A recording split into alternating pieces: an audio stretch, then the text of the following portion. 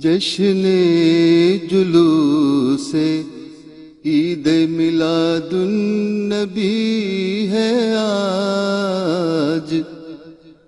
जश्ने जुलूसे ईद मिलादुन नबी है आज।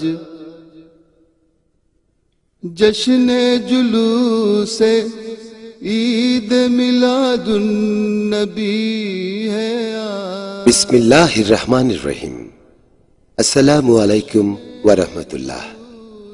আল্লাহ পাকের সৃষ্টি জগতের মূল রহস্য, বিশ্ব মানবতার মুক্তির একমাত্র গ্যারান্টি, যার সৃষ্টি না হলে কিছুই সৃষ্টি হতো না।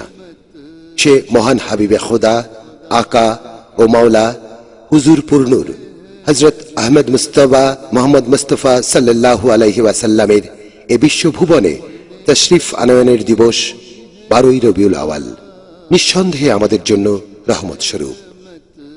এই মহা নিয়ামত প্রাপ্তিতে আল্লাহ পাক পবিত্র কুরআনে খুশি উদযাপন ও শুকরিয়া আদায় করার নির্দেশের আলোকে মুসলমানরা এই মহিমান্বিত দিনটিতে আয়োজন করে থাকে নানা অনুষ্ঠানের। বাংলাদেশেও তার ব্যতিক্রম নেই, কিন্তু তা একান্ত ব্যক্তি বা বিচ্ছিন্ন পরিমণ্ডলে।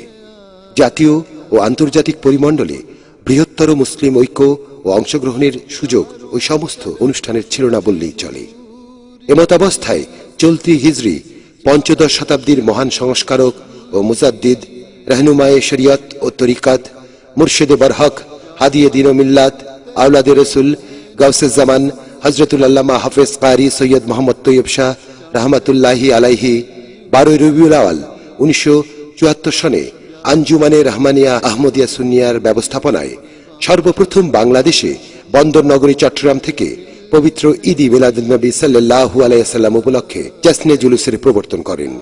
অতঃপর 1980 সালে 9ই রবিউল আওয়াল রাজধানী ঢাকা থেকে জশ্নে জুলুস ঈদ মিলাদুন নবী সাল্লাল্লাহু আলাইহি ওয়াসাল্লাম চালু করেন। जश्ने जुलूसे ईद मिलादुन नबी है आज। झंडा है सबके हाथ में कलमा शरीफ का।